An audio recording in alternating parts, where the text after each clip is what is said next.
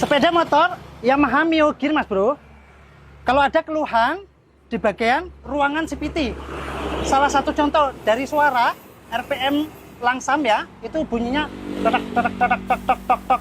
Terus mengalami juga kebocoran di bagian sirkulasi pembuangan bawah dari sini. Nah, coba dekat dari sini. Nah, terus di bagian problem masalah mur as depan yang selalu menjadi resiko dol. Letaknya di sini. Nah, ini Nang, letaknya di sini, coba dekat. Nah, jadi Mas Bro, ini mohon videonya jenengan tonton sampai habis. Oke, artinya ini sepeda motor Yamaha Gear itu persamaannya proses kerja CVT itu sama dengan motor Yamaha NMAX. Nah, jadi di sini nanti saya akan jelaskan satu persatu. Oke, tapi janji tonton videonya sampai habis. Satu persatu bagaimana kita cara menanganinya supaya tidak kambuh kembali. Nah, contohnya seperti sepeda motor ini, Mas Bro. Ini progresnya, keluhan ada pada bagian seal sokar. Nah, ini dekat Nak. Kalau dipikir seal sokar ini asli, Mas Bro. Asli. Nah, kenapa kok bisa bocor? Nah, jadi keterangan seperti ini. Memang benar ini asli, tapi cara mengaplikasikannya itu kita bagaimana? Yang konsekuensi yang perlu kita lakukan juga yang perlu kita hindari. Nah, oke. Ini kita mulai. Nah, jadi Mas Bro, yang suaranya tadi ya, tok tok tok tok tok tok, perkara suara saat langsam itu kasar. Nah, sumber masalahnya ada di sini. Coba dekat. Setiap sepeda motor ya Matic, Yamaha atau Honda itu hampir persis sama cara kerjanya.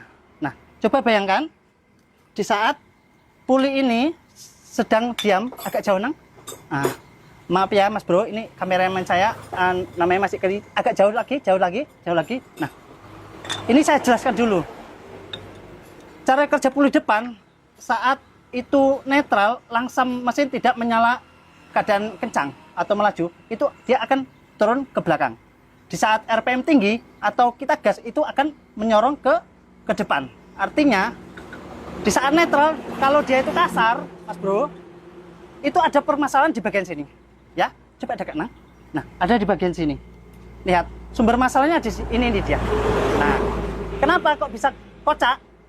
Nah, kok bisa kocak? Maklum toh, yang namanya proses pemakaian yang cukup panjang. Nah, jadi jenengan kalau diperhatikan ini tidak ada mengalami kegesekan atau kocak. Nah, sementara atom ini tidak mengalami cedera. Nah, jadi Mas Bro, kalau jenengan pun ganti yang baru, contohnya seperti ini Mas Bro. Maaf, ini bungkus aslinya sudah saya keluarkan ya. Nah, lihat Mas Bro. Nah, tetap kocak. Artinya jenengan pasang pun nanti nggak lama itu bahkan suaranya kocak. Justru malah lebih parah kan gitu.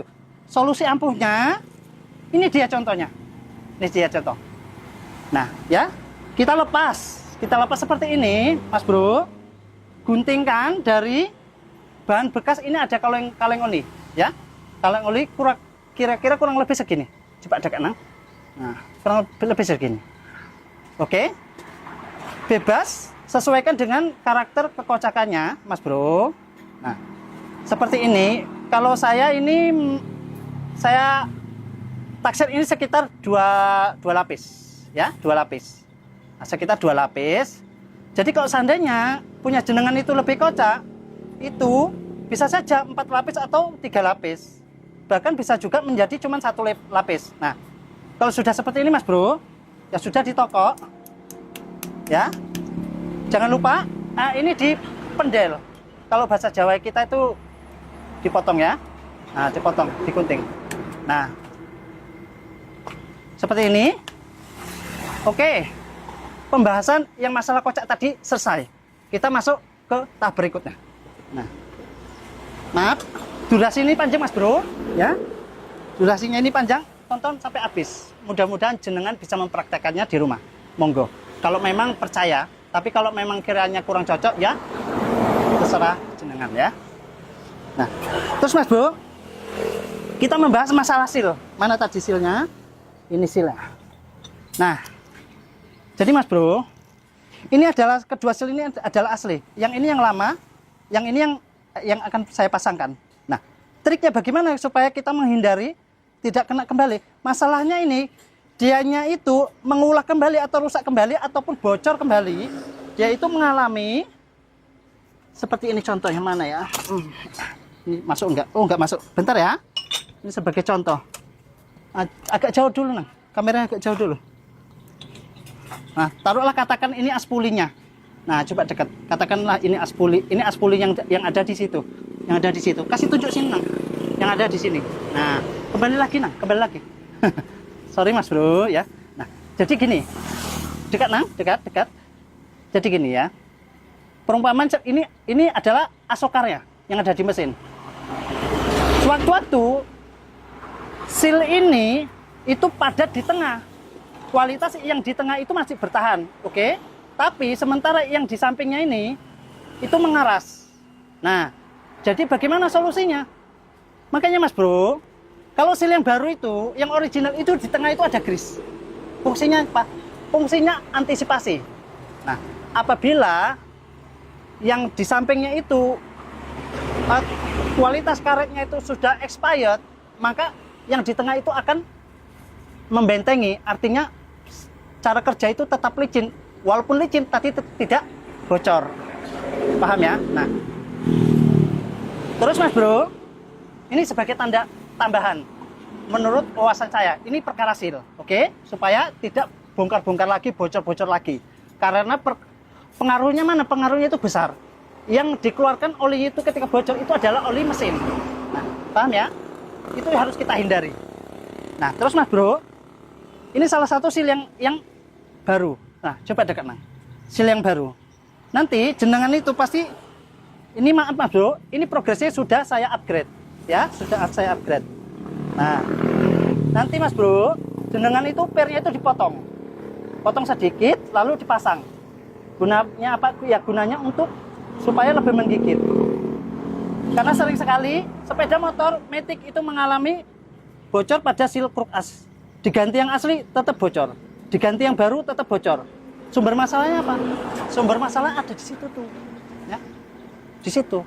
Nah, kalau bersih, udah bersih, kita pasang jebret, pasang lagi, ya selesai. Tapi masanya nih, seminggu lagi bisa jebol. Saya dulu sudah ngalami. Ini saya mencoba menganalisa. Oke, kalau sudah seperti itu, sudah di-upgrade, pasang, ya. Jangan lupa grease, kasih grease. Oke Mas Bro, contohnya seperti ini. Mana tadi grease ya? Nah, ini grease. Ya, jangan banyak-banyak. Yang penting di permukaan ini, sini Nang, dekat Nang. Nah, permukaan sini itu ada grease-nya. Ada grease-nya. Jangan sanksi, kan ini sudah kita upgrade toh. Bagian pernya, oke. Pembahasan seal selesai. Kita berikut lagi. Pembahasan tentang sini. Dekat Nang. Mas Bro, jangan disamain sepeda motor Yamaha dengan Honda, ya. Dekat lagi Nang. Nah, kalau Honda itu murnya itu kepala 22 mili, sedangkan Yamaha itu 17 mili. Paham ya? Jadi Mas Bro, oke, kalau kita membukanya itu hanya ditahan, terbuka. Tapi kalau mengencangi, Mas Bro jangan coba-coba yang katanya main pahat, ya. Main pahat ataupun main getok. Bentar ya, ini saya ambil murnya. Apalagi main getok gini. Contohnya seperti ini contohnya. Nah, Bro, benda ini Mas Bro, jangan sesekali kamu aplikasikan kemari. Oke? Nah, jangan sesekali kamu aplikasikan. Nanti yang ada kamu akan bongkar mesin, ya. Bayangkan kalau motor sendiri mending, kalau motor konsumen kalau tidak terima bagaimana? Panjang tahu urusannya. Nah, jadi Mas Bro lihat kondisi murnya itu berat 17 mili. Jadi jenengan boleh-boleh saja bongkar di rumah dengan catatan mengencanginya yang bagian depan juga bagian belakang sini itu kalau bisa dengan peeling yang pas, penyesuaian terhadap mur tersebut. Oke? Contohnya seperti ini ya. Ini saya praktekkan ini sebagai perumpamaan. Mohon maaf, kita pembahasan ini cukup panjang karena banyak sekali terjadi pada sepeda motor Yamaha rusak pada kruk asnya, pada daratnya. Nah, seperti ini. Nah, jadi Mas Bro, coba bayangkan dekat sini Nang, mur sekecil ini, kalau seandainya kamu menggunakan impact sekali masih bertahan, tapi kedua kalinya saya jamin ini akan kobel konyot. Oke. Nah, jadi Mas Bro, usahakan boleh saja kamu mengencangi ini, membongkar-bongkar di rumah, tapi dengan catatan dengan piling yang kuat. Nah, paham ya? Dengan piling yang kuat, yang tepat. Jadi, nah coba belakang Nang. Kalau sepeda motor Honda itu depan aspulinya itu 59 Nm atau Newton meter. Nah, Newton meter. Kalau Yamaha itu 49 Newton meter. Perbandingannya itu 10, ya. 10 Newton meter perbandingannya. Lebih keras tekanan matic Honda daripada Yamaha. Ya, jenengan jangan salah terka, jangan disamain pengencangan aspuli Honda dengan Yamaha.